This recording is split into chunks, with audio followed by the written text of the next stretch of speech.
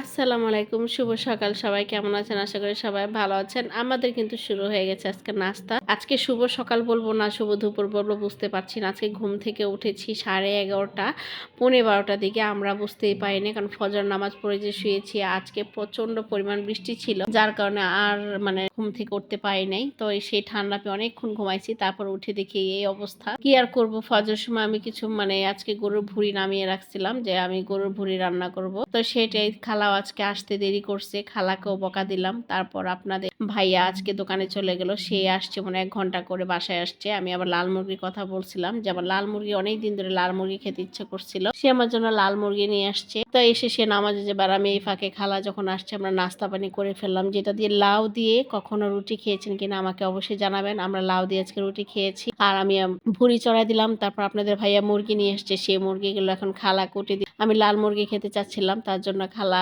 সেই লাল মুরগি কাটছে। এখন তার রান্না করার সময় নাই। তারপরে নিহাফের ছেলের জন্য আমার ছোট ছেলের জন্য একটা ডিম সিদ্ধ দিলাম। আর ওই যে দেখেন আমার ছেলে ওইখানে দাঁড়িয়ে আছে। আর মুরগির ভিতর থেকে একটা ডিম পেয়েছিলাম, সেই ডিমটা খালার জন্য দিলাম। তো খালা বলতেছে এটা ডিম সিদ্ধটা অনেক মজা। বলছে তাহলে আপনি খাবেন। সে চুপ করেছিল, তার জন্য একটা ডিম সিদ্ধ দিলাম। আমি আবার মুরগির ভিতর ডিম যেটা থাকে সেটা রান্নাটা খেতে মজা লাগে, এই ডিম আমি খাই না। তো খালার জন্য একটা সিদ্ধ দিলাম, ছেলের জন্য একটা সিদ্ধ দিলাম। তো খালাকে ছিলে দিলাম, খালা খাবে। কাজটা শেষ করে যে খালার ডিমটা খালা খাবে। আর এই ফাঁকে খালা কিছু হাউজিং কিছু কাজ করতেছে। আজকে রান্না করতে দেরি হয়ে গেছে, আপনাদের ভাইও চলে আসছে 2টা বাজে। খালাই দিক দিয়ে কাজ করতেছে আর আমি ভাতটা দিছি। ভাতটা একটা বড় কাজটা মনে করেন, ভাতটা চড়াই ঠিকা দিয়ে ফেলবার। এই যে দেখেন আকাশের অবস্থাটা কেমন, আজকের দিনটা আমাদের কেমন গেল। হ্যাঁ, আরেকটা ফাইনাল একটা কথা আছে, আজকে একটু বেড়াতে যাবো, বাহিরে যাব কিছু কাজ করতে, সেটা আপনাদের সাথে শেয়ার করবো। সেই ব্লগটা কিন্তু আজকে আর দেওয়া হবে না। অবশ্যই সেই ব্লগটা দেখতে চাইলে চোখ রাখতে হবে আমার এই চ্যানেলে শান্তি টিনিজ ওয়ার্ল্ডে। আপনারা সবাই ভালো থাকবেন। আসসালামু আলাইকুম, আল্লাহ হাফেজ।